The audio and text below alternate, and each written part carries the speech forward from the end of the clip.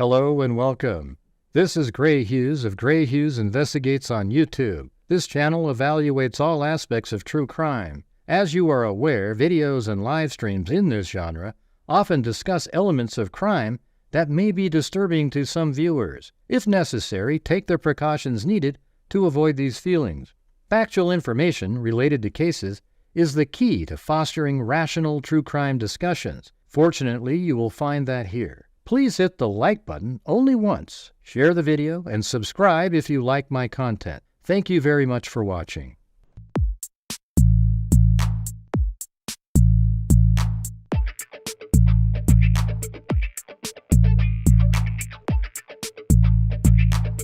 Huh? It's a house! 5 brain cells, 4 aren't working. You know, that's just one step above stupid. Have you lost the last 3 brain cells, or do you just have cabbage for brains?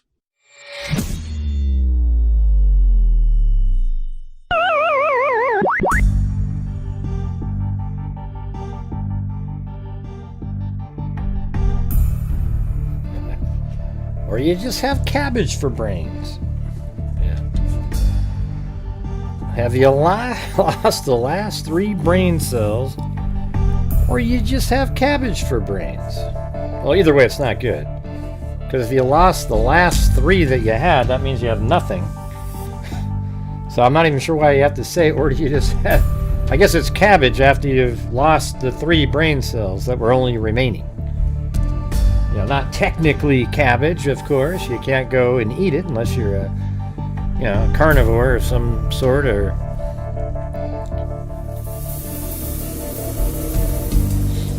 Yeah, well, the indictment PDF file was out there, so I figured we'd go over that and read some of the articles in the Spencer and Monique Tepe murder case by Michael McKee, the ex-husband of Monique. Hey, thanks, Richard Watts.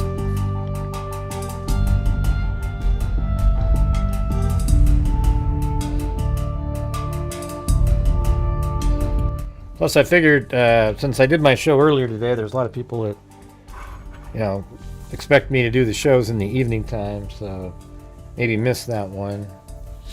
I don't know. Who knows?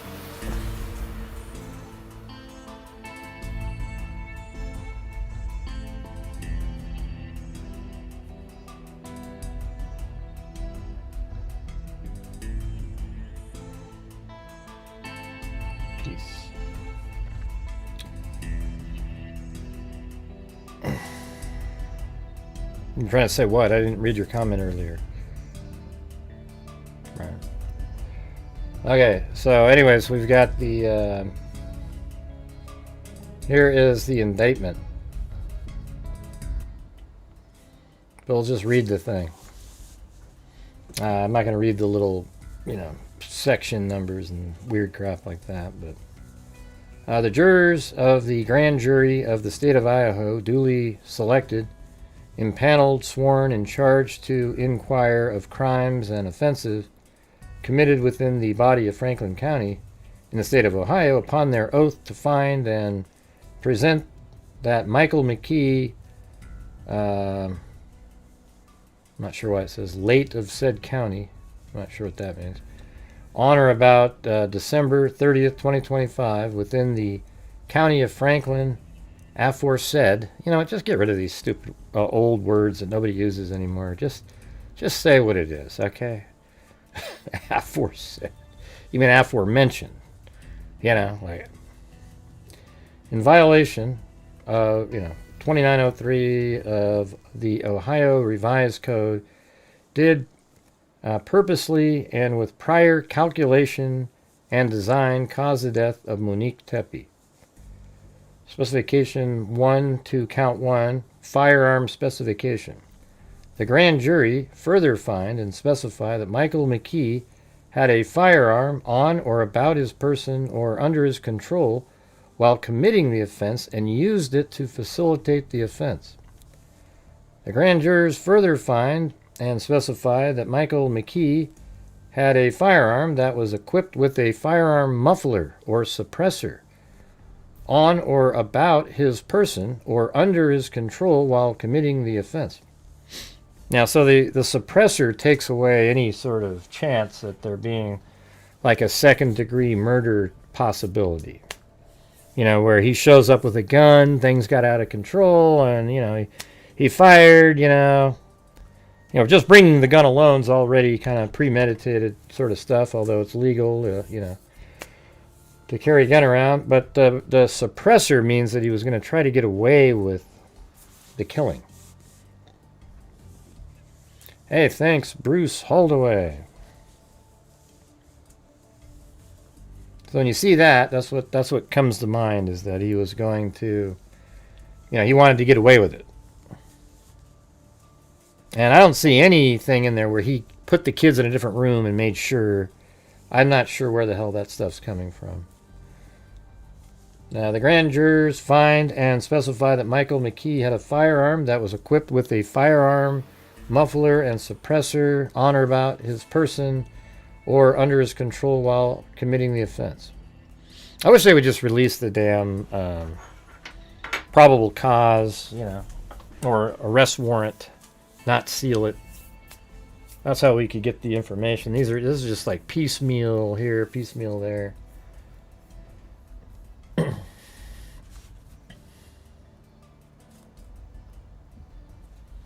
The jurors of the grand jury, this is aggravated murder, Michael McKee. The jurors of the grand jury of the state of Ohio duly selected. I think it says the same thing as before. Yep, firearm, etc. Let's go down here. It says the jurors of the grand jury of the state of Ohio duly selected, impaneled, sworn, and charged to inquire of crimes. Michael McKee, late. What does that mean? Present that Michael McKee, late of said county. What? Just what do you mean by late?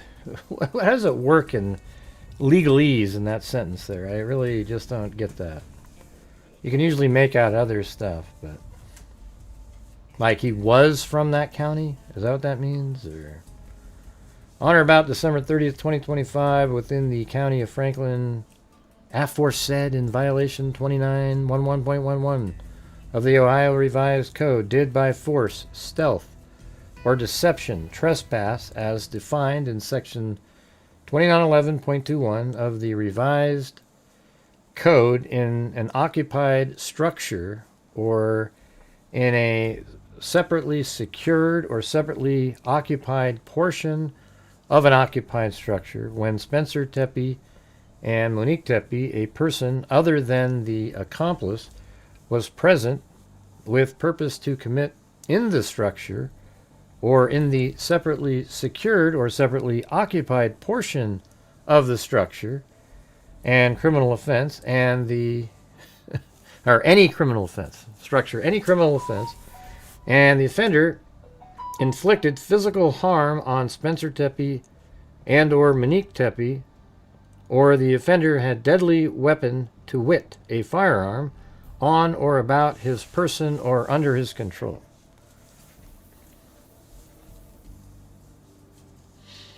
Hey, Michelle H.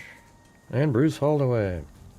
Yep, so while you're watching, if you want to help support the channel, we did an 8-hour show today, and it was really disappointing how we just barely sort of reached the goal in 8 hours. Like, we do that on my show in 3. So to make that seem like it was worth the time, it'd be cool if you guys could support the channel on this shorter show here. The grand jury jurors further find and specify that Michael McKee had a firearm. Now this stuff here is the same as the previous one with the suppressor. Aggravated murder.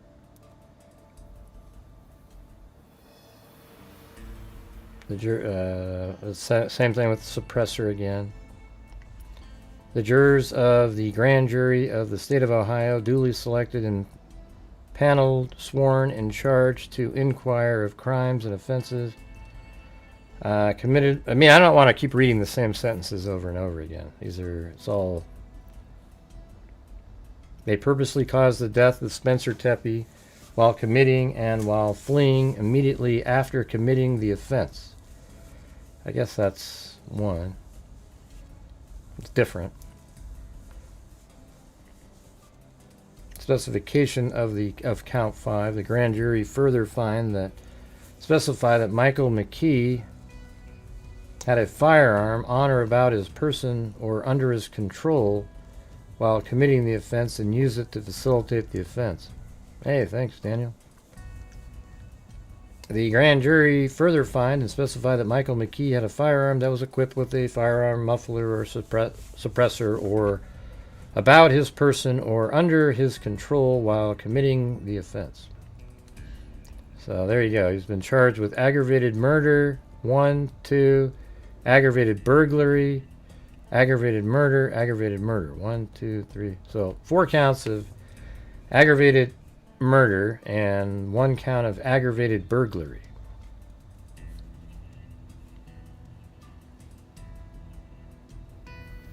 So the burglary one was this one right here.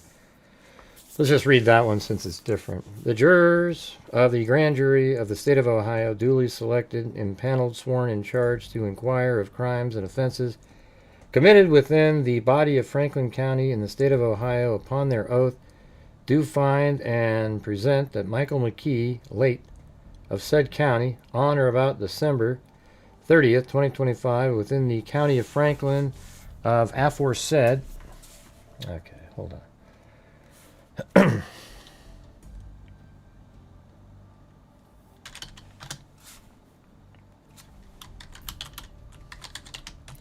Let's see what ChatGPT says of this crap. I'm just going to throw this. Let me do scan OCR.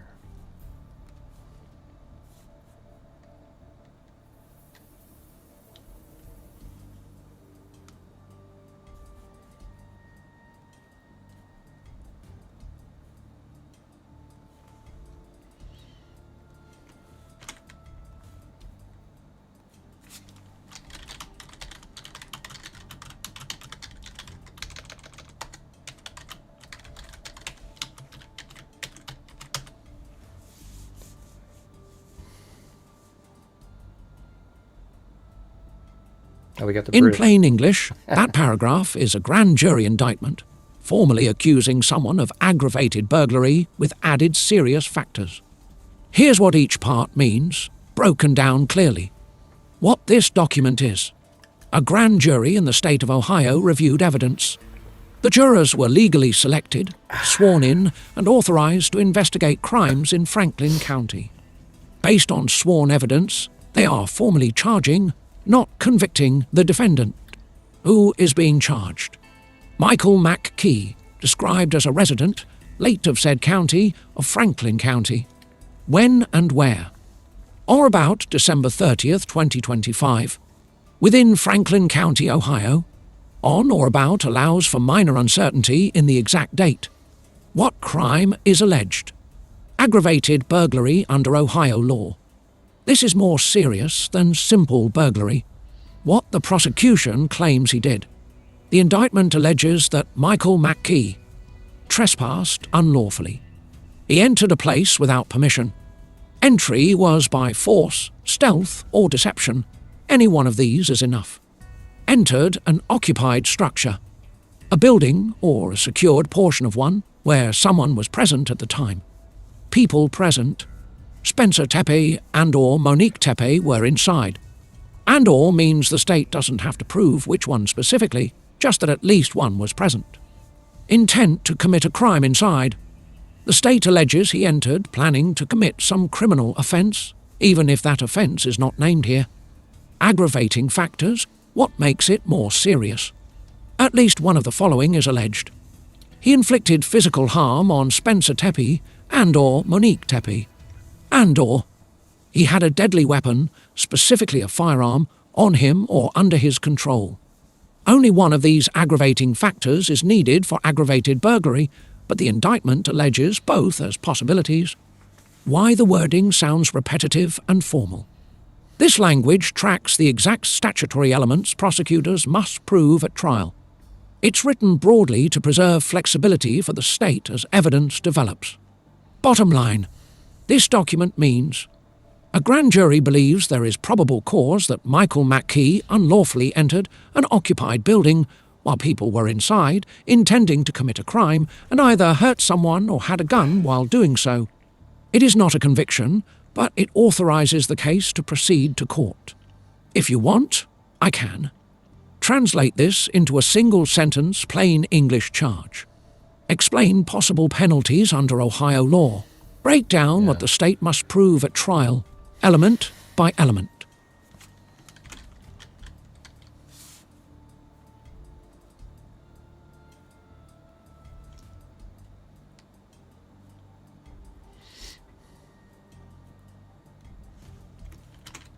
Okay. In this sentence, what does late mean?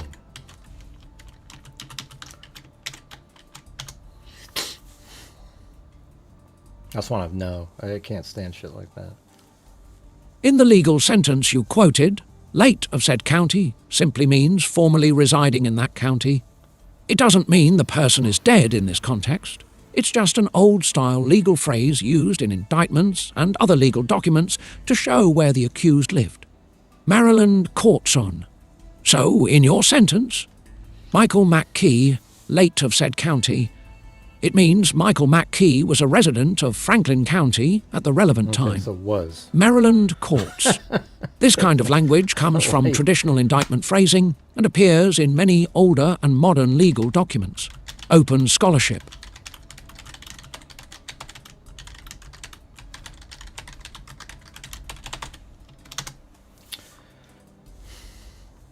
Short answer, no. Late of said county does not mean he stopped living there because he was arrested. What late of actually means. In indictments, late of county is archaic legal wording that simply identifies the defendant as being from that county at the relevant time or most recently known residence. It means formerly or No wonder people want to just get rid of that legalese bullcrap. It's so stupid, you know. I mean, it's not a big deal. It's just you see it and you go, okay, just, you know, that Michael McKee from, you know, the county, late. Jesus, what a joke. All right, let's see.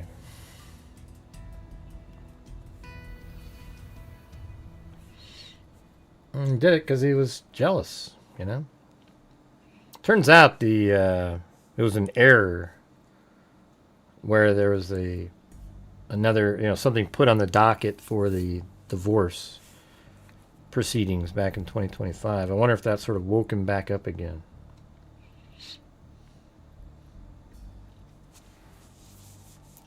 Accused killer surgeon Michael McKee allegedly used a silencer when he gunned down his ex-wife Monique Tepe and her new husband in their Ohio, it wasn't really a new husband, in their Ohio home last month, according to court documents. Does anybody say new, when you, after 5 years, do you say new husband? You know, maybe they mean new, meaning not him, I guess. The chilling, what's going on with the fight over here on the, what's going on there?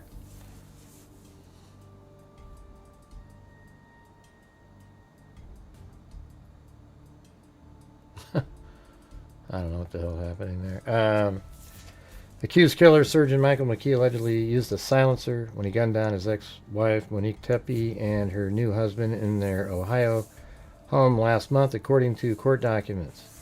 The chilling new details about the heinous double slaying were revealed Friday when a Franklin County grand jury indicted the 39-year-old suspect on 4 counts of aggravated murder and 1 count of aggravated burglary. The murder counts included specifications accusing McKee of using an automatic firearm or silencer when he allegedly snuck into the Tepe's Columbus home in the middle of the night and shot them dead in their bedroom, leaving their 2 children, ages 4 and 1, unharmed in another room. He was arrested more than a week later, some 325 miles away in Rockland, Illinois, after police traced his car to the scene the night of the twisted murders. I don't, it's so weird how they use all these terms in these, New York Post. It's pretty common. It's not it's twisted mentally, like, oh yeah, it's shitty, but it's not like, oh my God, it's so complex and twisted and weird and creepy. It's like one of the oldest types of murders you've ever heard of. I mean, it's just really common stuff.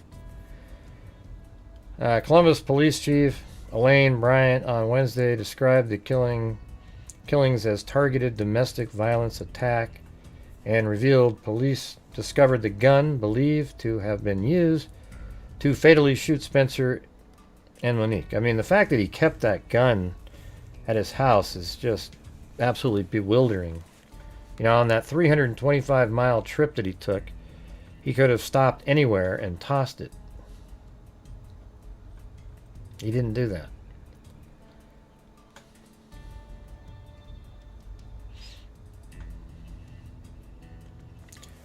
Myself and many others were all aware of kind of the negative impact that he had on her and the abuse that he put her through. He tormented. He put her through. He torment that he put her through. Man, so it's not me, you guys. I mean, is that a real sentence right there?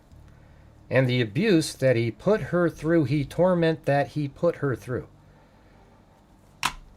Monique's brother, Rob Misla, told ABC News, Good Morning America, on Wednesday. Whatever it was, we don't know what it said because it's so shitty. She was willing to do anything to get out of there. The pair had no children together, and Monique married her second husband, Spencer, 37, a prominent local dentist. In December 2020, according to their obituary, investigators have not determined a motive in the killings. It's obvious, right? I mean, I think the motive is they were married, and she wanted out of the marriage, and he was a certain way. He was controlling, and so that means it's going to keep, because he was so controlling, that means he's always going to be thinking about that forever. And then, for whatever reason, I think it might be that 2025 court filing, it sort of reactivated something. And he saw that, he might have been aware that she was married, but he now is really focused in on it. He sees how happy Monique is and Spencer, and that's the life he thought he should have had. So he's like, oh, that should have been my life. He took it from me. Even though it's irrational, they met after that, but he took her from me. He took my life, and she gave the life to some other person when I married her first. That was supposed to be me, and he is miserable. He's not married. He just got in a lawsuit filed against him in the medical world. And he's just, that's it. He's had it. And he's going to go exact revenge, as irrational as it is, on his ex-wife and her husband of 5 years. What other reason would there be? There's no way in hell that they started communicating again and maybe seeing each other on the side, and then she called it off again, and then he... that would be just absolutely mind-boggling if that was true.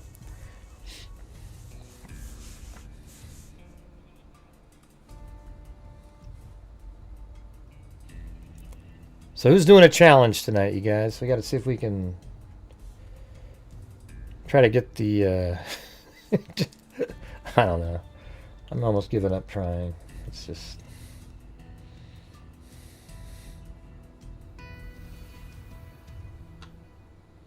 See, look at right there. Next article, controlling doctor. See, that's exactly what I was just saying. And I don't read these beforehand. I just saw that it was a recent one. Controlling doctor saw ex-wife in love with dentist, and it destroyed his... Wow. I think that's exactly what it is. a friend said. I mean, that's exactly what I say. I mean, I didn't just say that today. I mean, if you're somebody that's been watching my channel, I said this right after he was named. I actually said that the person, before he was even arrested, early on in the case, like day one, that the person is going to be an ex of Monique that is seeing this, how much in love she is, and is killing her because that should have been him. That's exactly what I said. And isn't that what we're seeing now? And the reason I said that is because of the experience I have covering true crime cases, and the one I drew from in this circumstance was the Kendra Hatcher case. Although it's reverse, Brenda Delgado is actually this guy right here, McKee.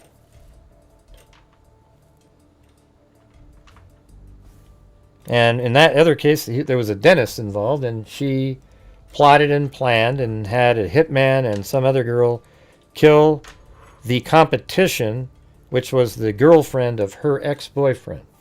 And that's what this one felt like right from the beginning. So it's, I mean, if you go back and go watch my original videos, you'll see that. Of course, we talk about other things and stuff, but that was when people would go, well, what do you think, Ray? That would be what I would say. Didn't have to wait for all the detectives, experts, and all the psychologists, and all these talking heads, and all the different shows. It just seemed really obvious.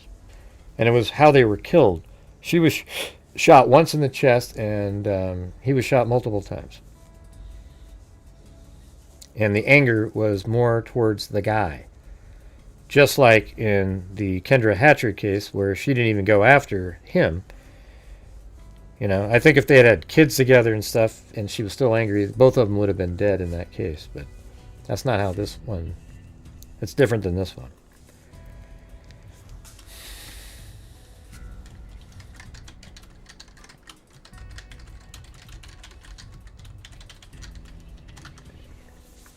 Okay.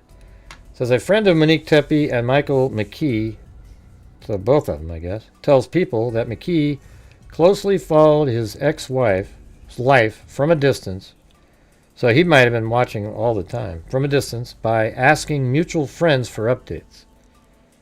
He thought she could not live without him, that she needed him. So for her to thrive in the new marriage, that just destroyed his fragile little ego, the friend says, of McKee. Yeah, that's just absolutely it right there. The friend says Monique and McKee were very much in love, but that he could also be manipulative and good at blending things to his will, or bending things to his will. Now, there was a time when Michael McKee and Monique Tepe were very much in love, according to a friend. Man, this is a pretty cool article. I don't know. I just sort of opened it up. This is kind of what we've been looking for, something like this. According to a friend who knew the former couple. After divorcing in 2017, less than 2 years after they married in 2015, Monique struggled for a while, but was soon back to her old self again and putting herself out there, the friend tells People. That led to her meeting Spencer Tepe through an online dating app, says the friend, and in 2020, she went on to marry the dentist and fellow Ohio State University alum. That fairy tale romance ended in tragedy, however, on December 30th. Monique and Spencer were killed inside their Columbus, Ohio home, just a few blocks away from their alma mater, as their 2 children, ages 4 and 1, were asleep in their bedrooms. Then, on January 10, 2026, McKee was arrested and accused of murdering the couple more than 8 years after his divorce from Monique. The friend who still spoke to Monique, but had not spoken to McKee in years, said that McKee's anger may have come from seeing his ex-wife's happiness. That's exactly what I've been saying. I mean, you can just tell, right? I mean, they have all these public videos and pictures and happiness. And, you know, unbeknownst, I mean, I don't know, she must have known that he was, because her friends seemed to know that he was kind of stalking.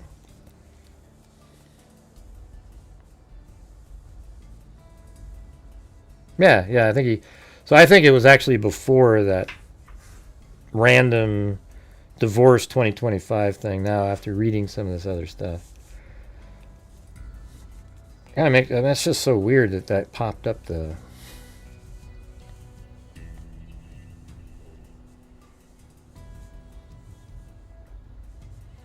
He thought she could not live without him, that she needed him. So for her to thrive in her new marriage, that just destroyed his fragile ego, his friend said.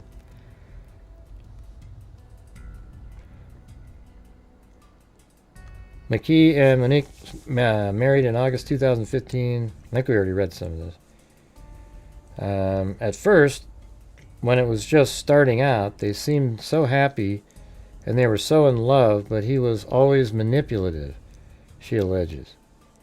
She also says that it took years for her to realize McKee was was doing these things and finding ways of bending things to his will. Hey, thanks, Michelle H. Man, it just feels so... I don't know, you guys. I mean, what I'm going to have to be doing here in the future is doing 9-hour shows and hoping. It's crazy. Hey, thanks, Michelle.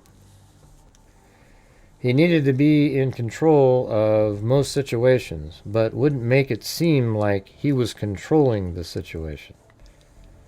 Right. Remember that on the show today when somebody called up or not called up, but somebody typed in something about where to eat, and I said, well, your husband is saying he wants to eat somewhere he doesn't want to eat, knowing that you're going to pick the place that he wants to eat, but it'll seem like it was your idea.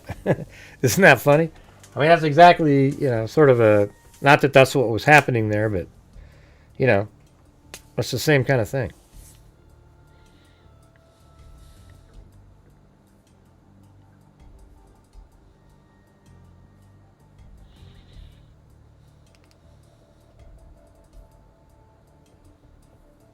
He needed to be in control of most situations, but wouldn't make it seem like he was controlling it. That's interesting, yeah.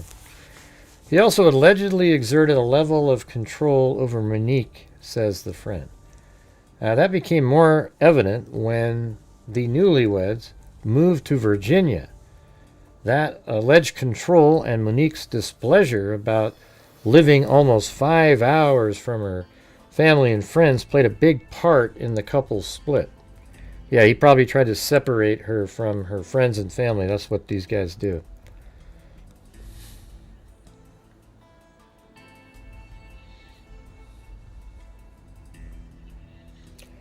She is a family girl and a girl's girl. She needs that in her life, and she didn't have that.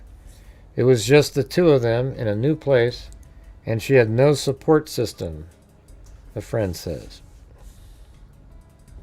After the divorce, I think this right here is probably one of the more important articles that we've had in the entire case so far. After the divorce, Monique moved on, but the friend says McKee did not do the same. He did not do the same.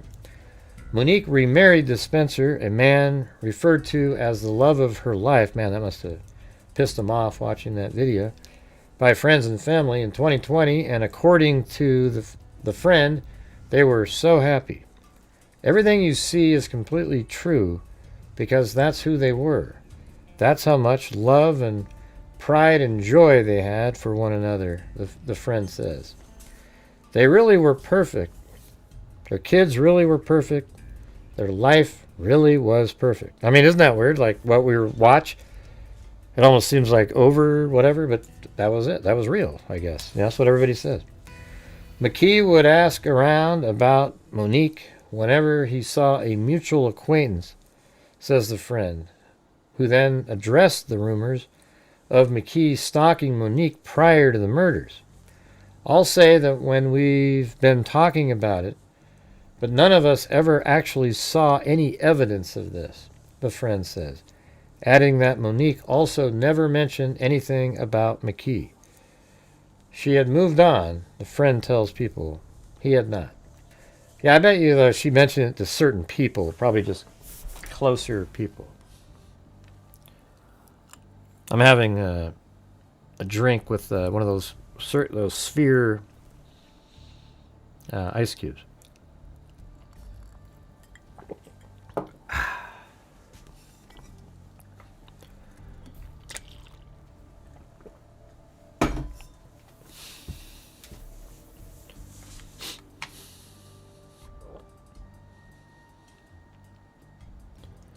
A grand jury in Franklin County voted to indict McKee on 4 counts of aggravated murder and a single count of aggravated robbery on Friday. He is currently in custody at the Winnebago County Jail in Illinois while waiting his extradition to Ohio. Police previously told people that McKee invoked his Fifth Amendment right to self-incrimination after his arrest and refused to speak with, or invoked, not revoked, refused to speak with detectives.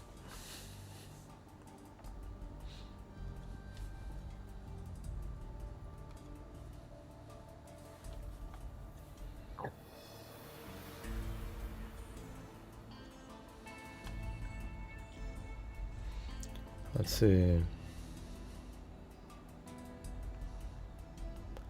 Michael McKee, 39, a resident of Chicago, Lincoln Park neighborhood, was arrested in Rockford, Illinois. I think this is all just generic stuff.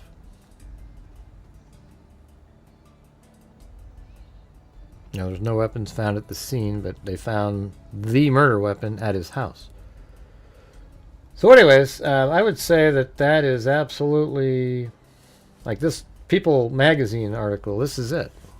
That's exactly what we've been saying, and then it turns out that's what the friend is saying. That he followed her all through the years.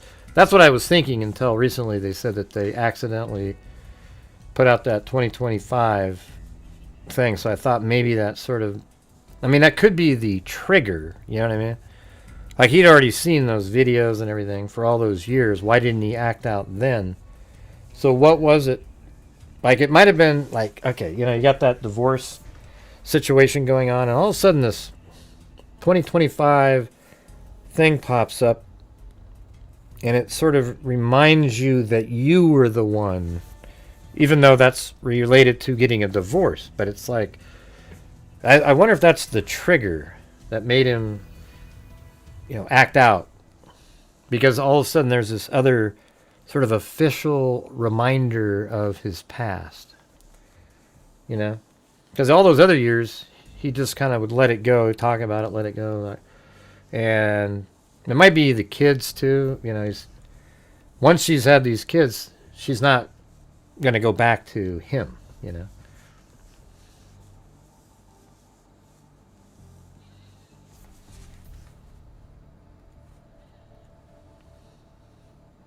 Yeah, we didn't get any coffees.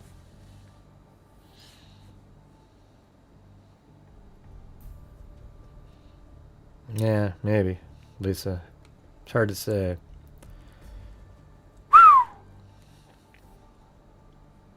Let's see, we've got the Bruce. I just click on the link and scroll down and see the latest donations.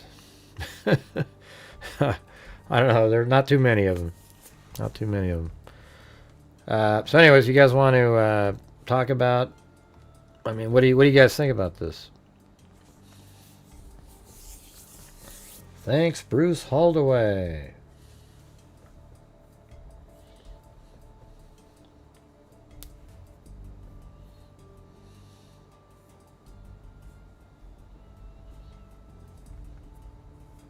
Yeah, it could be the 5-year. I mean, I don't know. There's just a million things. Maybe there wasn't even a trigger. He just you know, didn't want her to make it to the new year, you know. 2026 was going to be his.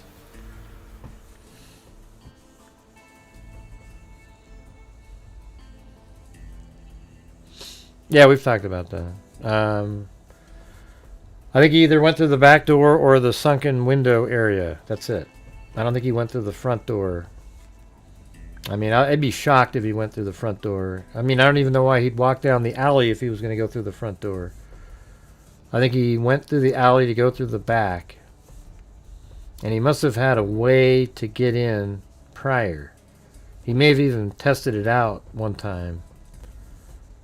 Maybe knew that he could do it.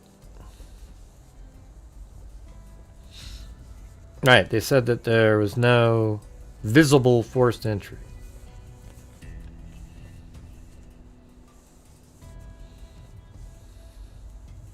I just think I don't think he knocked or anything like that and somebody opened the door. That just doesn't make sense to me. Not only that, they're, both of them were found upstairs in their room, so I don't really, what do they do?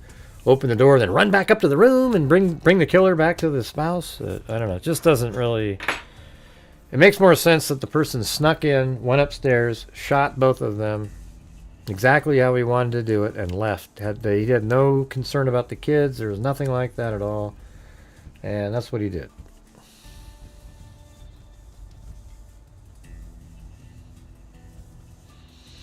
Yeah, you're not going to drive... We brought that up too. He's not going to drive 5 hours not knowing he's going to get in.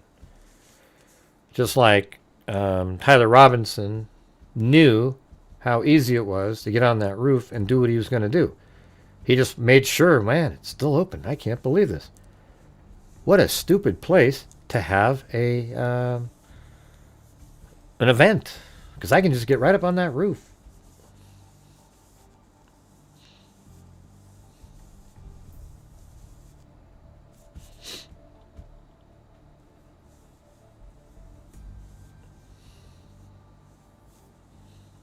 Yeah, I just, people thinks everything's a cookie cutter.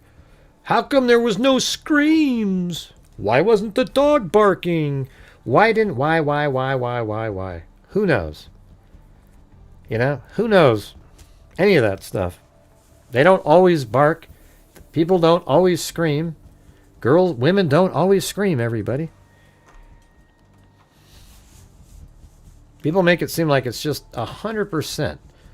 That every time something happens, a woman screams at a high-pitched scream that everybody in the neighborhood should have heard something. So there's something that's just not adding up here. How many times have you heard that one? It's crazy. What's weird, though, is what makes, now that we're in this phase of this case, what makes this case, really interesting all of a sudden? Now that we're at where we're at, what is it about it now? We see he's a guy that, just couldn't get over his ex-wife, and he goes in and shoots. I mean, when you break it down to its essential elements, it's just sort of simple and easy, and it's not complicated. He didn't do anything, really interesting, ooh, look at that, man. Let's try to figure out what... It's just, he drove over there, parked, got out of his car, walked to the back, went inside, shot him, got back in his car, and he drove the hell away. I mean, I guess the part that's interesting is man, how could somebody do that?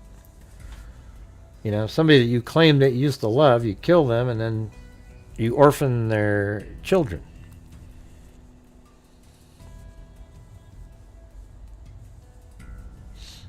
Right. Yeah, I was going to look at the Katy, Texas one here.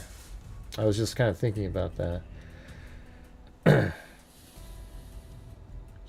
But hey, guys, if you're watching, if you could please help support the channel. My channel relies on the generosity of the people watching to make it. And today's been an extremely long day. We're now at 8 hours and 45 minutes.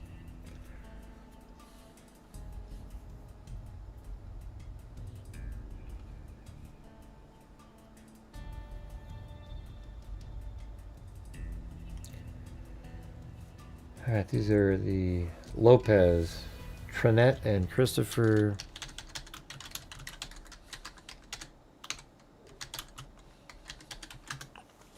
Hey, Linda Howe, as in Linda Moden Howe of the Cattle Mutilations and Corrupt Circles. You know, typing in all those other things, I don't know, man. Sometimes it does something, but when you type in those other, it's just, we need the support on the channel, you know.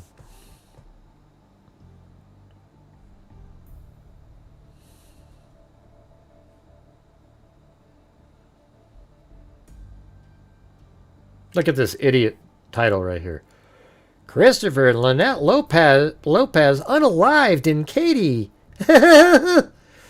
Hey, listen, if you ever see somebody type in unalived, get the hell out of there. If they say it out loud, never watch them again. You can say murdered on YouTube, everybody. They let you say it. Unalived. I mean, what a ridiculous statement that is. If he got in Spencer letting the dog out, la la la. Yeah, we've already. People have said that so many times now. It's getting nauseating.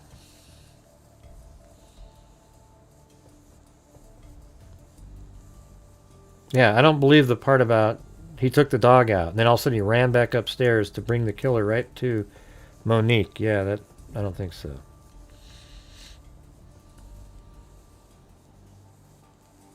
Right. Yeah. Maybe it was Monique who let the dog out. Even though she's a stay-at-home mom and the husband's getting up in a few minutes. No. I just don't. I don't believe it. It doesn't make sense to me. Let me tell you this. I'll tell you this for certain. Okay? I can tell you this with 100% certainty. He's not driving 5 hours to go to the backyard and wait, hoping that Spencer opens the door to let the dog out. Okay? He's not doing that. Does everybody agree with that? That he's not driving there just on the hope that at 3:30 in the morning he's going to be opening the door. That's just ludicrous. 3:30, he doesn't need to get up at 3:30.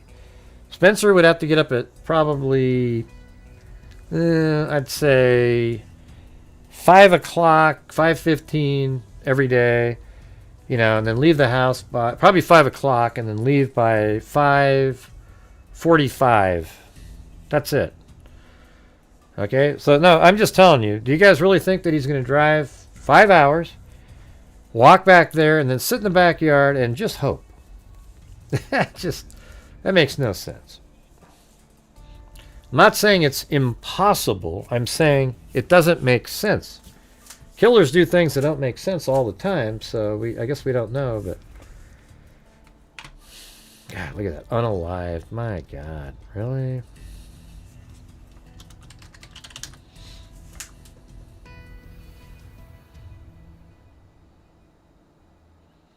Yeah, I guess there's no updates in that one.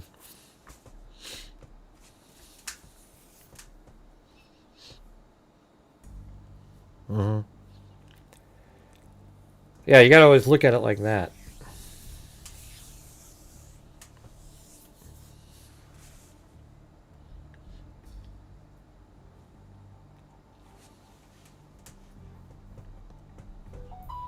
And he had a silencer. I guess what we might think about is how did they figure out, what was it, 352? Was that the time?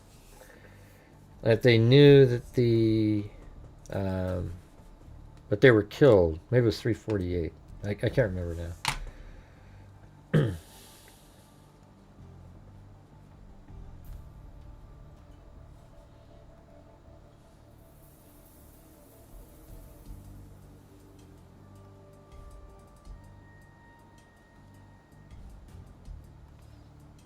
No, 352. That's what I said. Yeah. Yeah. So 352. I mean, if there's a silencer, it probably didn't make a big loud sound, but maybe there was a light flash inside the house that one of the camera out on the street could pick up. Maybe that or something else.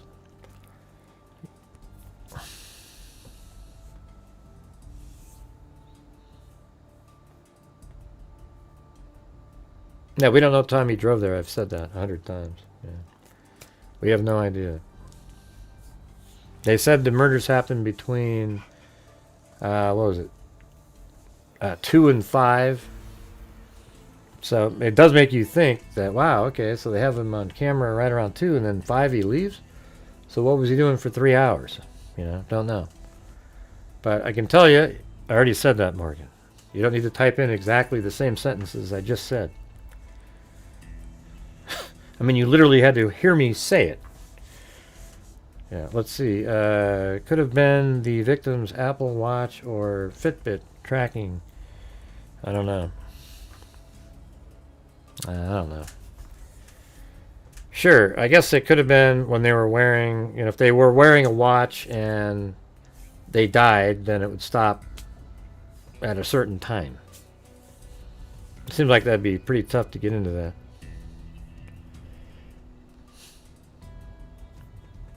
I mean, that's if they were wearing those kind of watches.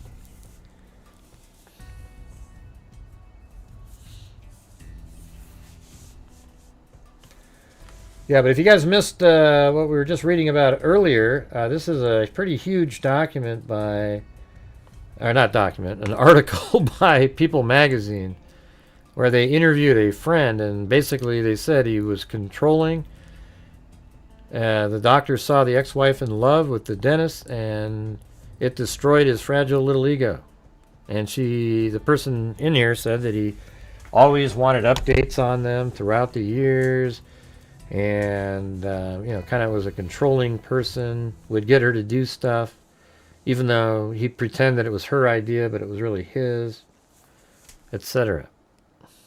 So it was pretty important article. I think it's very likely the reason, and kind of just shows you why he did what he did. And he was keeping her from her friends and family. I don't know if that was that part might not have been intentional. He just lived way far away from them, and they got married.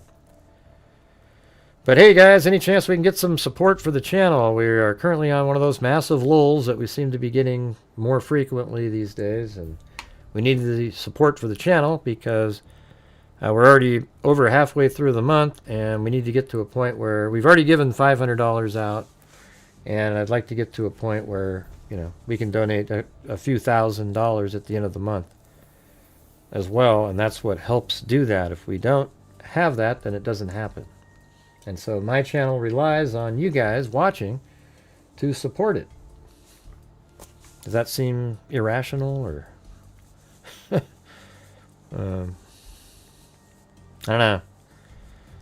One thing that just sucks is having to ask so many times just to try to make something happen. I just wish you guys would realize and think on your own and go, there we go. Yeah, we need to support Gray's channel to keep it going, because I don't get the huge views on videos when it isn't one of the big cases that I'm one of the main people on.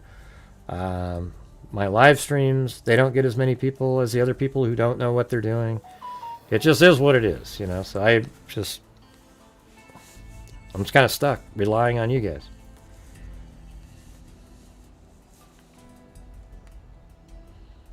Let's see. I can't think of the case where the fit. Yeah, that was the one. I know which one you're talking about.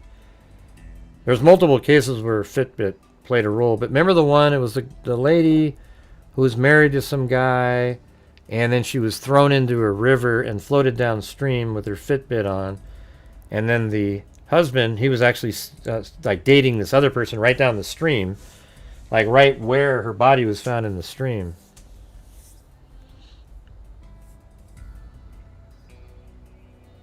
Hey, we got a Lisa Valenzuela challenge, you guys. Thank you. Do you guys see that?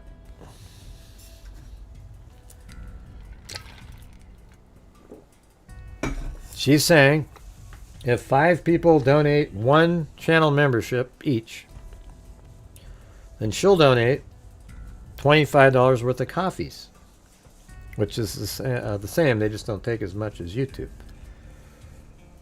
Is that a possibility? Yeah, we've talked about. I mean, I don't know how he would have got the door code after all those years. He's not part of her life at all. But it is sort of interesting that she's friends with all these other friends. Like, there's a mutual friends. I just can't. You know what? I can't imagine any friend that's a mutual friend going, "Hey, here's her code." That just doesn't. Nobody does that. There's got to be some other way. He might have been able to trick somebody into getting the code, but did you guys see Lisa Valenzuela's challenge there? If you guys do 5 channel membership gifted, she'll donate 5 coffees, which is the same. Yeah, do you guys see what I'm saying here? It's just, man.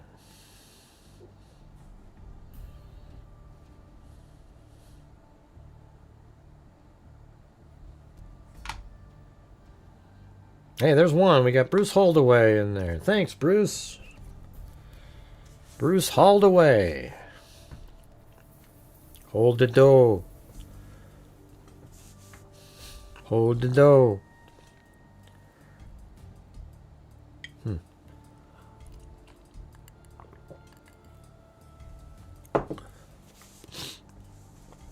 You think so, Michelle? Who knows?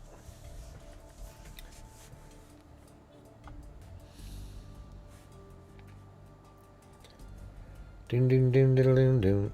Doom doom doom diddle doom doom.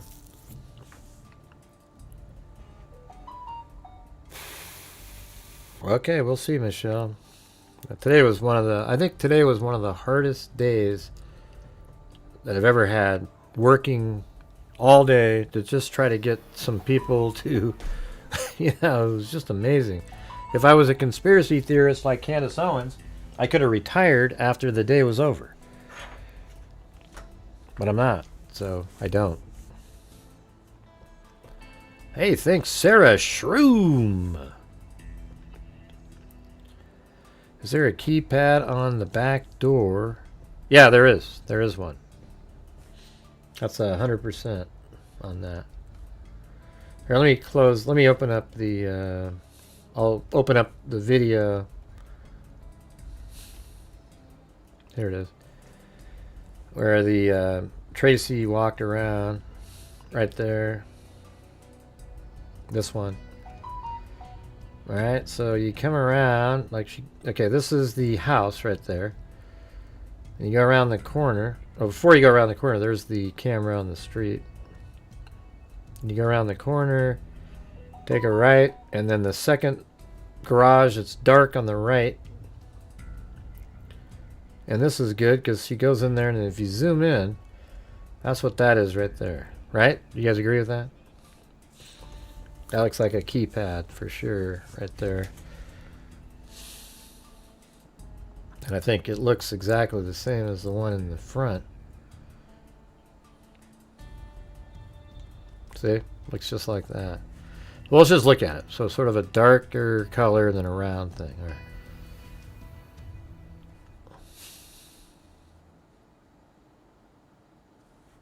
See?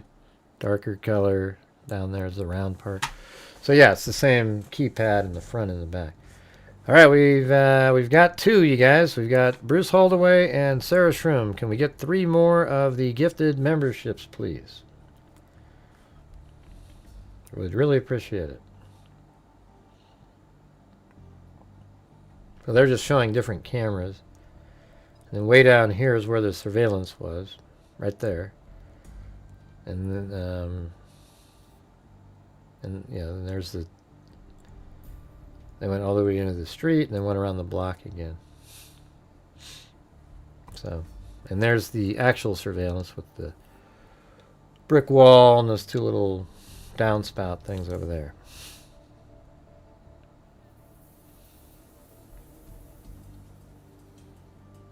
Yeah, I don't think I would want to have a keypad for my front door at all.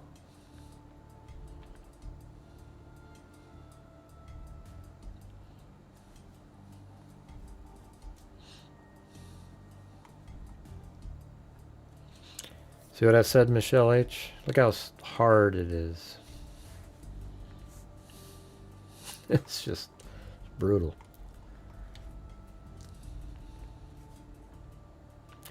All right, up above you guys, we had Lisa Valenzuela did a challenge. They said if 5 people in the chat donated 1 channel membership, she would donate 5, but in the form of coffees.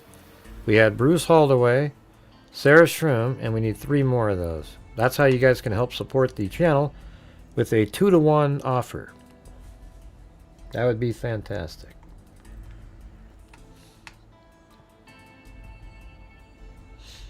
I mean, maybe there's some logic behind the keypads, like they're more secure, other than if somebody has the number, they can just get right in. The keys are good because if they don't have a key, you have to pick the lock and, you know, something like that.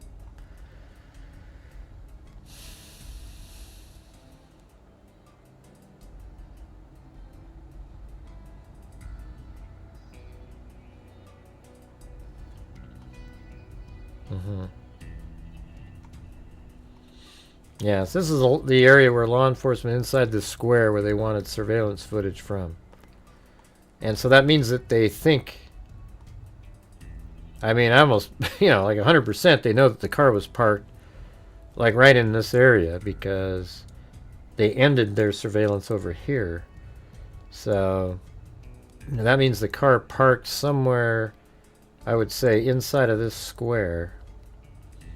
I mean, we could almost just draw that in there.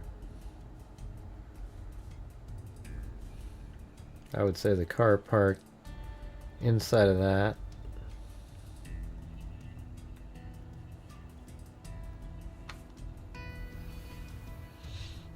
I guess nobody heard the challenge up there. So the car parked in there, and then obviously he walked down the street here. I actually think he was right there. Right in this area. Close. And then just drove in, boom, got back out, took off, and got the hell out of Dodge.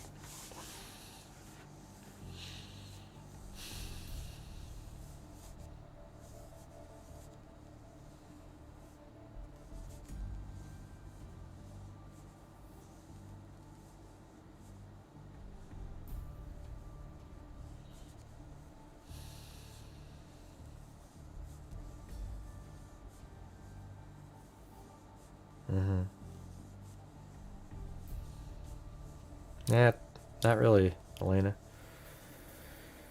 Very rarely these days. Very tough. Yeah, she walked around and recorded it. I mean, Street View is pretty similar, other than changed dramatically right where the camera was. So I figured out where the camera was based on 2 frames that were a different year. And then she went there and walked right around the block. Right around. What she did was she walked from here around like this. Just like that. Half a block.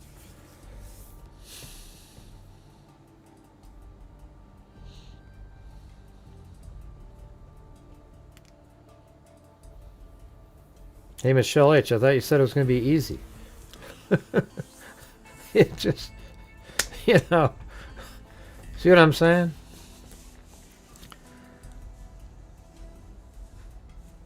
Those flock cameras. What do you mean flock? The ones in the city, the big ones?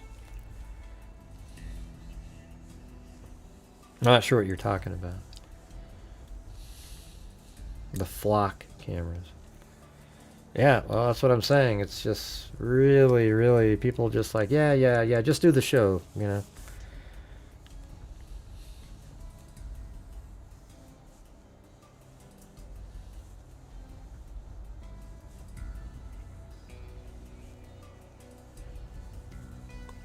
Let's see.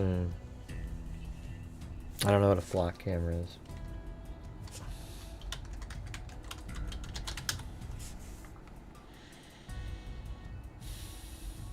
Oh, you mean you're talking about cameras. It looks like cameras and enters victim's license plate into a flock and they track the camera as it's driving around. Yeah, that's really common. Just say license plate reader instead of flock. Yeah, they've been around for a long time.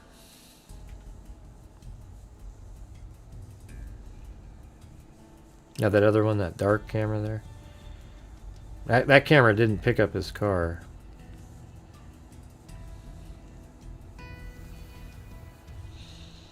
Alright, I'll try one last time here, you guys. We had a challenge up above by Lisa Valenzuela.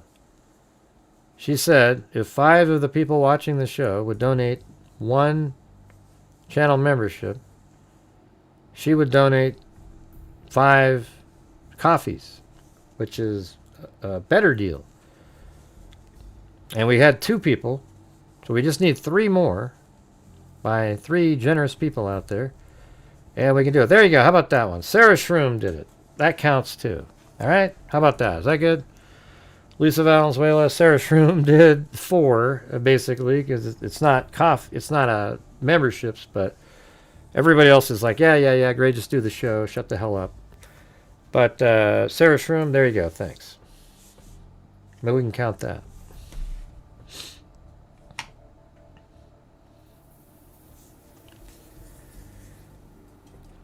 License plate reader. Yeah, so I guess that license plate reader then is the other camera. If you go down to Street View, I don't know if they had it this time. Okay, they didn't have it there, but if you watch the video here when it goes around the corner, right? Let's see, when she turns and looks over, maybe that's what this is right there. That wasn't on that older shot though.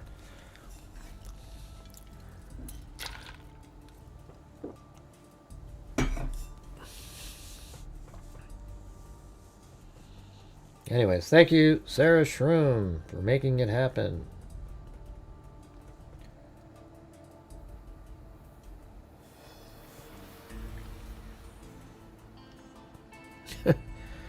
It's crazy, Bruce. I don't know what the hell's happening here. I think a lot of people that don't watch my show don't really realize what we do around here. See, on my channel, every single night when I do the shows, I try to get people to help support the channel. That allows me to keep doing the shows, but I also, you know, through ad revenue or super chats and gifted memberships, etc., we donate thousands of dollars out of the income that the channel receives each month. So my channel last year gave out $46,000.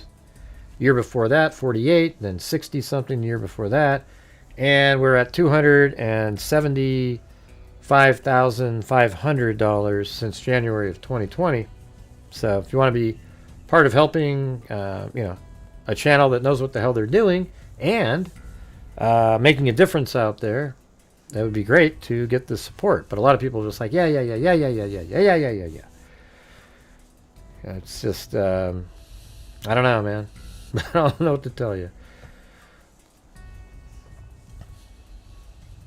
Yeah, just quit calling it flock, okay? It's a license plate reader. Okay, let's see. Yeah, well, thank you. Appreciate it.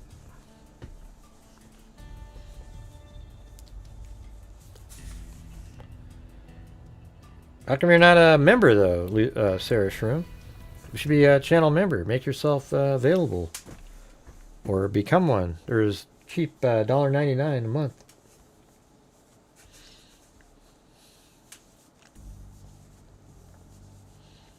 Store the data in the flock operating system.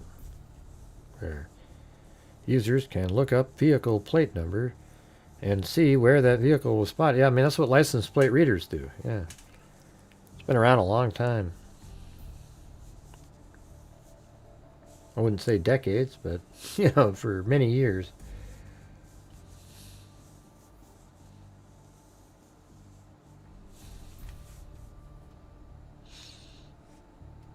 Love the channel too. First time I've been here in almost 2 months. Lost our internet for a bit. Oh, that sucks. Well, here you are, though. I remember you. Jareth King.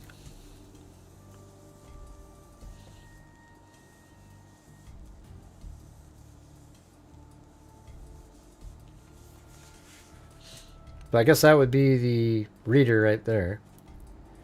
Not sure what this portion over there is, but maybe probably a solar panel, I would imagine.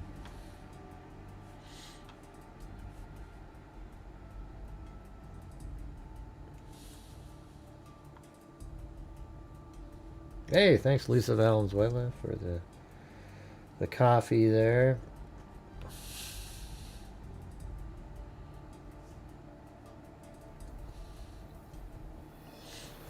Yeah, hit that like button too, you guys. That's really simple to do. Problem is, we get a lot of trolls that watch late night, and they don't give a shit about anything. They're the reason they make a really huge effort to try to like affect the channel daily, so it's kind of makes it harder for me. I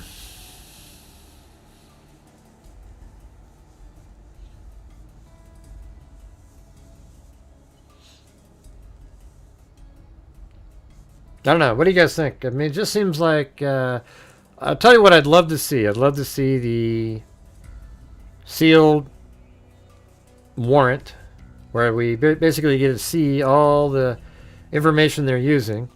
I think it's going to just be really simple, though. It's going to be there was a camera. They tracked it back down the alley, backwards to a vehicle. And then they were able to, then they went backwards from there and show the vehicle arriving.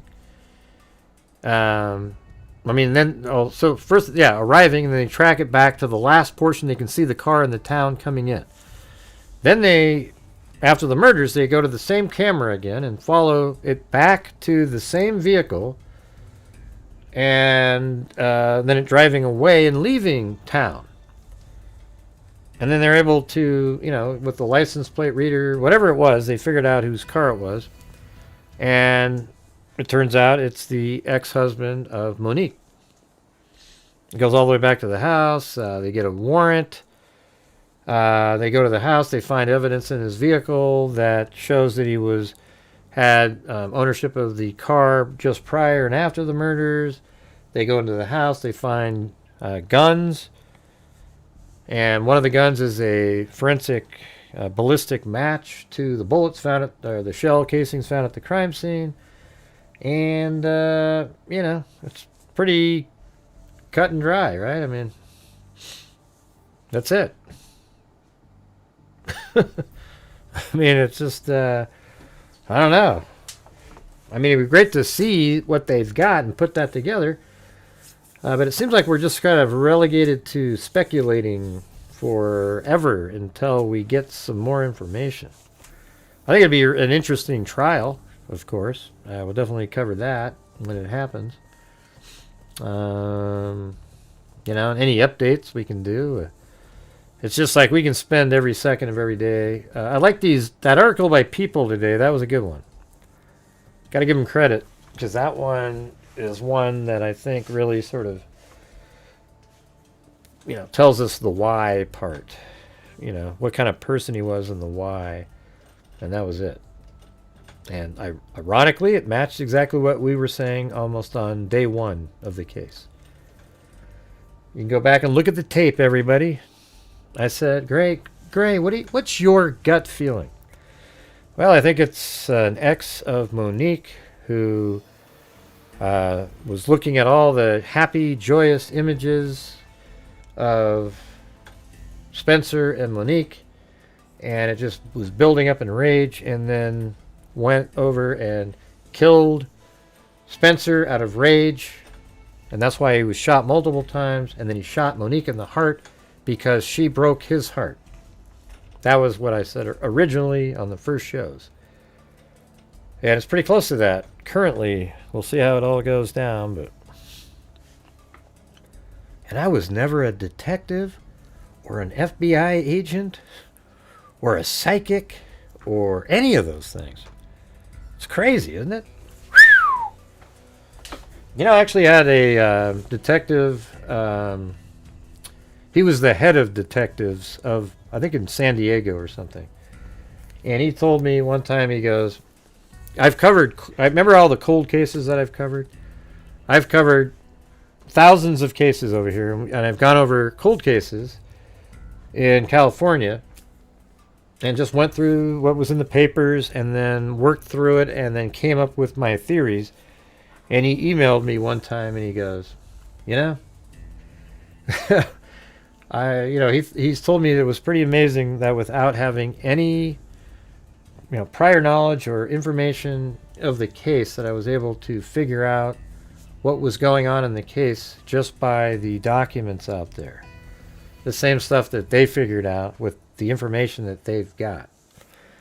I thought that was pretty cool. It made me realize that I was doing things the right way, that I look through things, try to put pieces of the puzzle together in a rational, logical way, and it makes sense, and that you usually come up with the right answer. Now, for those people out there, I use this example every single time.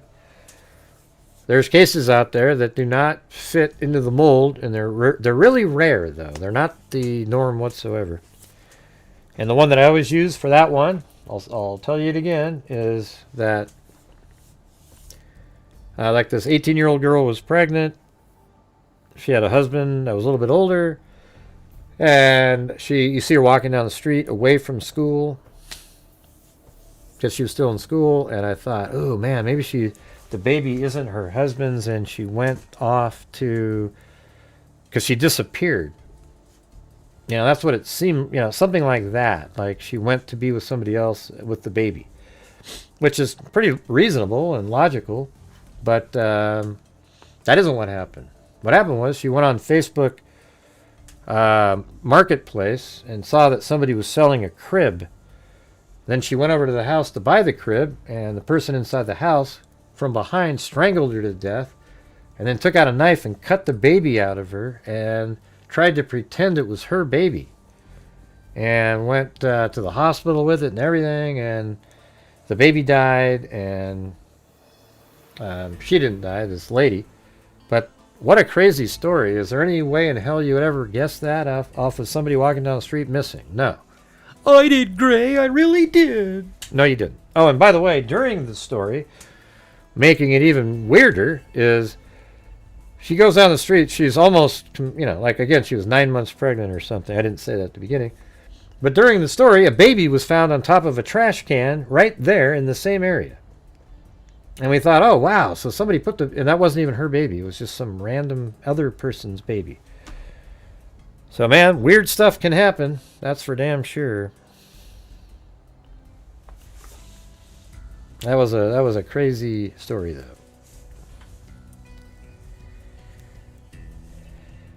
I'll tell you what you get on my channel is somebody that can think through a case and try to and literally work through and figure out what little pieces mean.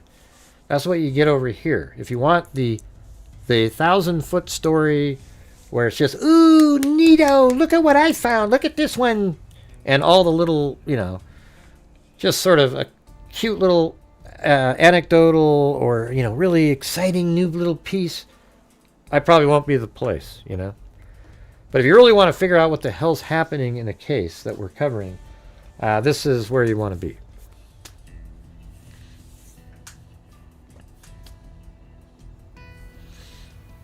Yeah, remember that? Wasn't that crazy?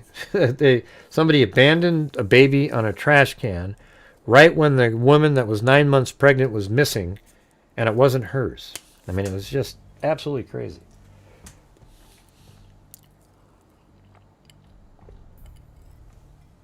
And the people that have been watching my channel this whole time know what I just said is true. Now, they might disagree on stuff and whatever. And there's cases that none of us will really ever get to know what the reality is. Like Karen Reed. I don't know what the hell happened in Karen Reed. And nobody knows actually what happened except Karen Reed herself. And you can go to trial and you have all these, oh, there's no way, look at this. And nobody knows what the actual truth is other than Karen Reed. But the state obviously didn't have enough information, or they were found to be sort of not credible And they weren't able to make a case in that one. I don't know what happened in that one, but some of the information that everybody saw that was so, it meant something. I didn't see it anywhere near what they were looking at.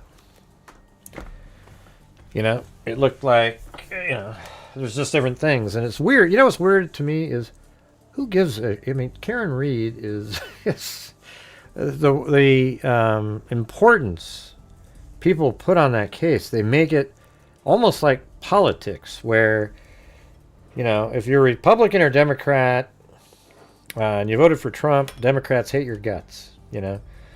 And so it's like the same thing in the Reed case. Like, there's this one jackass out there, what the hell's his name? Like Glare or something like that. He used to be sort of he was an asshole, then he became sort of normal, then he became a dipshit. All he ever covers is Karen Reed. He doesn't know anything else, can't figure anything out. And I showed up over there the other day, and I just said they were going to watch a show. They were going to watch a show on, what was it? The Karen Reed on Lifetime.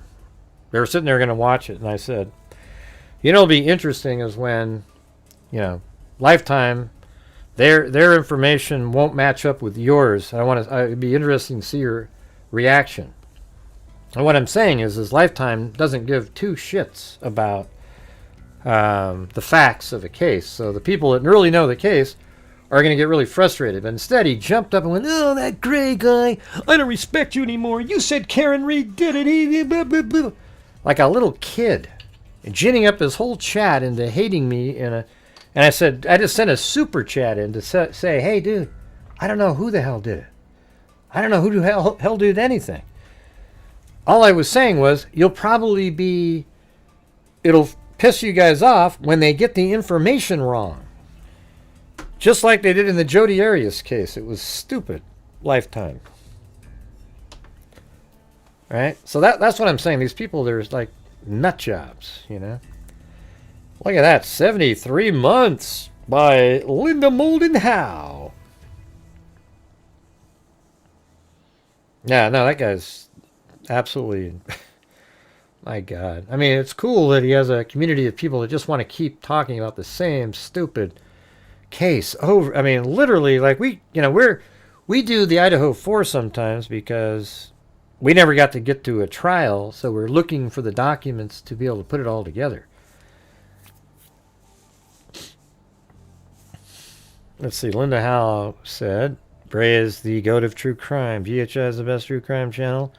We use facts. Thanks to Gray, all the freaks. Oh, thanks. Linda Howe, as in Linda Molden Howe of the Cattle Mutilations and Crop Circles. Yeah. Yeah.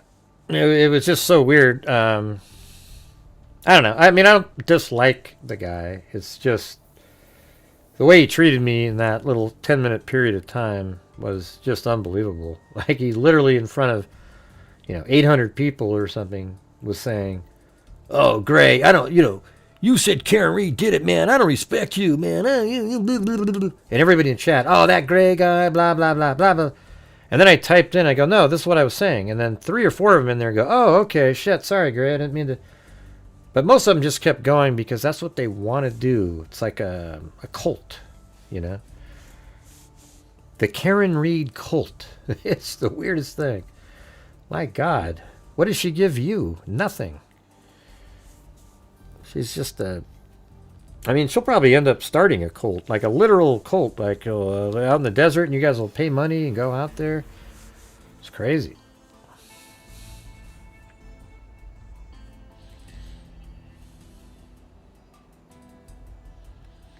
I don't know. It was weird, though. It used to be kind of cool.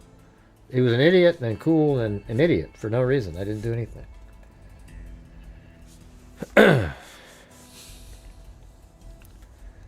Alright, guys, let's see if we can get another little mini run going here. We're currently still just kind of... We're only at... If we were doing a whole show here and trying to go for a goal, we would be at 1/6 of a nightly goal.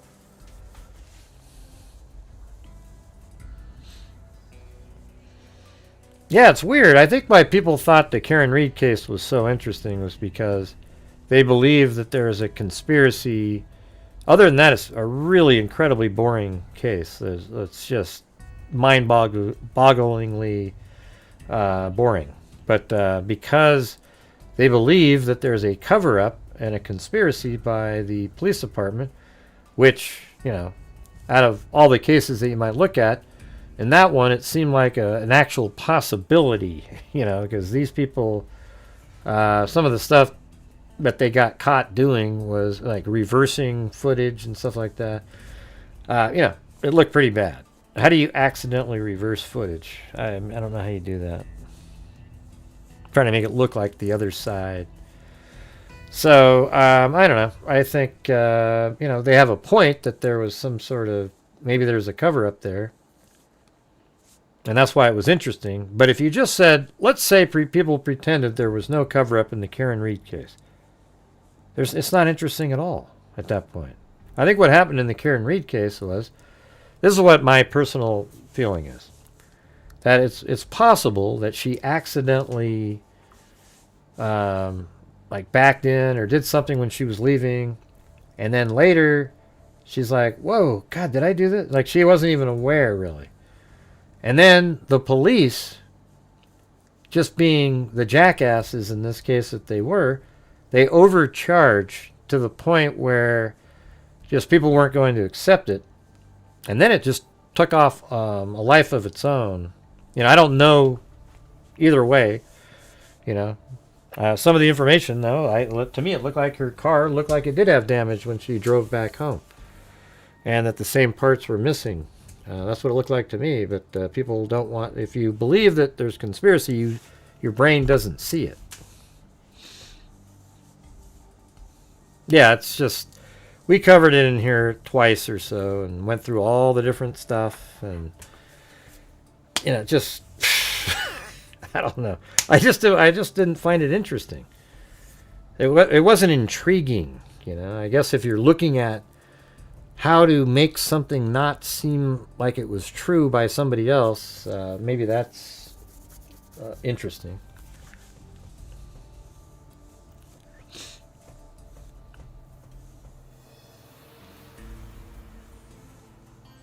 Yeah. Yeah, it could be, Deborah. I mean, the thing is if you went into a chat and you said that, I guess it's sort of like that when people come in here and say, Koberger didn't do it. But it's not even remotely similar. Because Koberger admitted doing it. It'd be like if Karen Reed said, yes, I did it, and I will not take parole. And then people go, Karen didn't do it! Not parole, I mean. I want to be able to appeal. Karen Reed, she didn't do it, man! You look like a lunatic. But if you went into one of those chat rooms and you said that Karen Reed, man, you don't think she did it. I mean, you think she did it. They would just absolutely destroy you. You notice how there's no cult Karen Reed did it, people?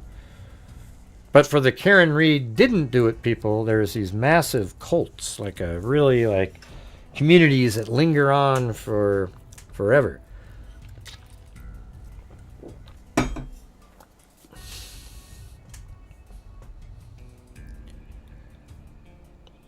Huh?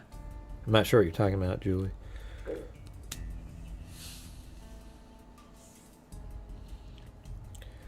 Let's see.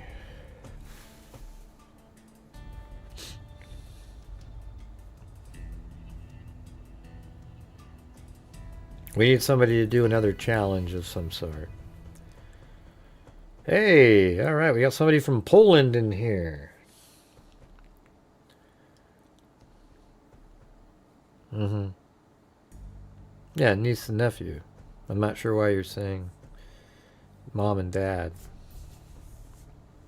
I don't know. Let's see, he was hit by the car and maybe got stuck under bumper, maybe. Yeah, I mean, it's just, everything's a maybe, maybe, maybe. We don't know the answer. You know? I think she was just overcharged. I don't know how they could come up with, oh, she was angry and did it intentionally. That was just them trying to, you know, overcharge. And then, yeah, maybe they were angry that she was saying that people inside the house did it, but I think they'd already charged her with that before that. It's so weird how that case took off like that.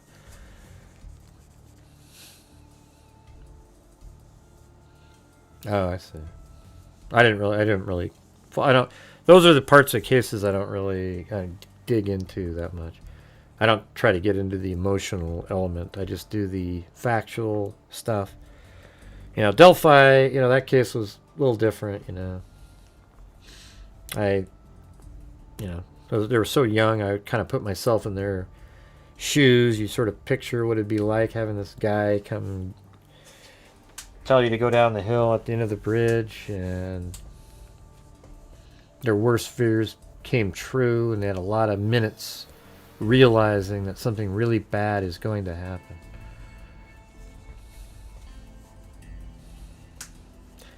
Alright guys, any chance you guys could help support the channel tonight? If we could get about another, let's say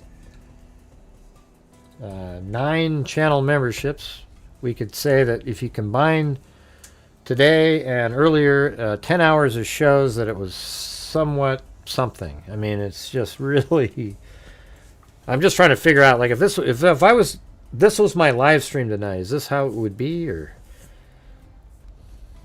makes me nervous.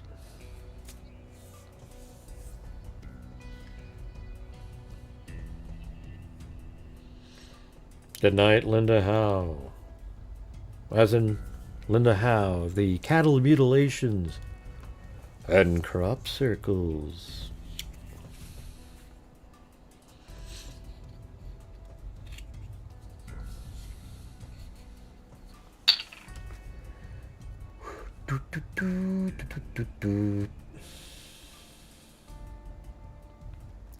Man, have you guys ever seen a harder day for me to ask and just no responses? It's like soul crushing. Like every single, like, hey guys, if you could support the channel. And then it's just no. I mean, I would say literally, if I asked 30 times today, 27 of them, nobody helped support the channel. No, there's no information on the Katy, Texas. What was this one?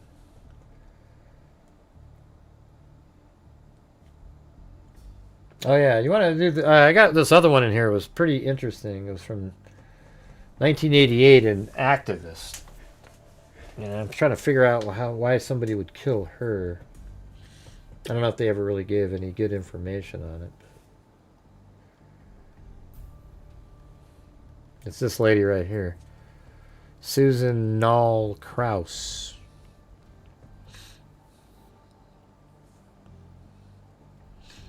Yeah, we've already, I don't know. I think he went through the back door somehow, or he went through the sunken window. I don't know how mechanically he got in.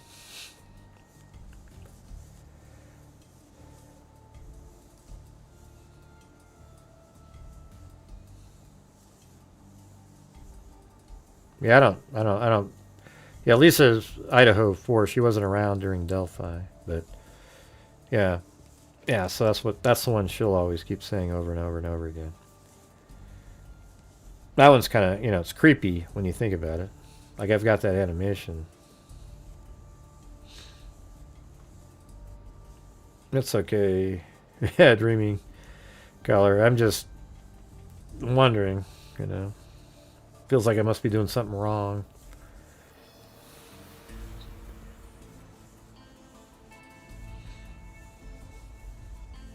Does anybody want to look at this one really quick? I can get this one out of my folder.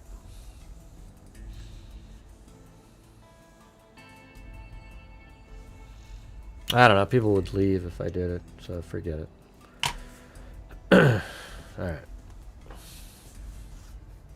Yeah, as soon as you do something not mainstream, people leave in droves. Forget it.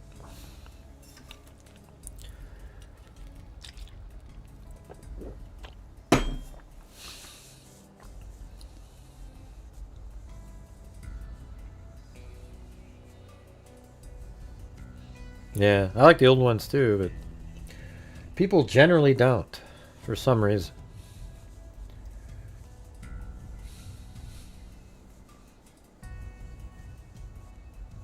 I don't think he knew the code. I don't think he knew the code.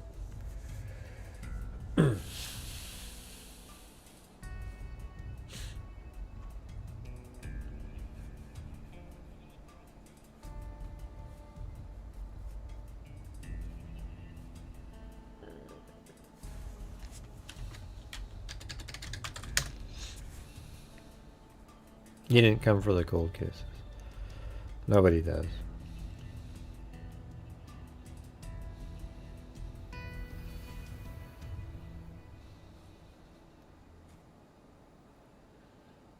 Let's see.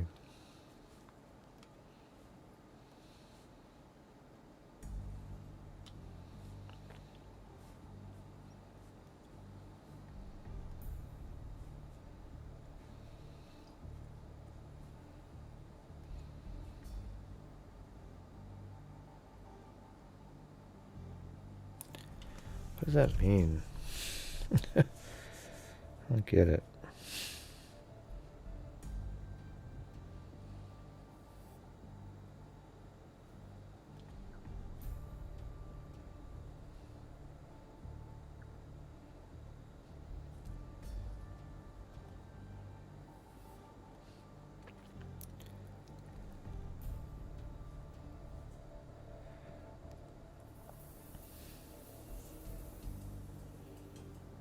Okay.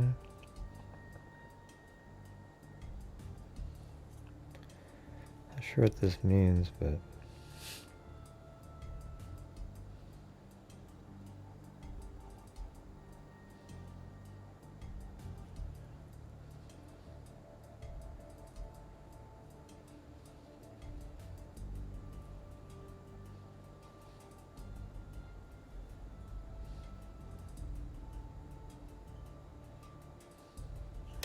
I don't get it.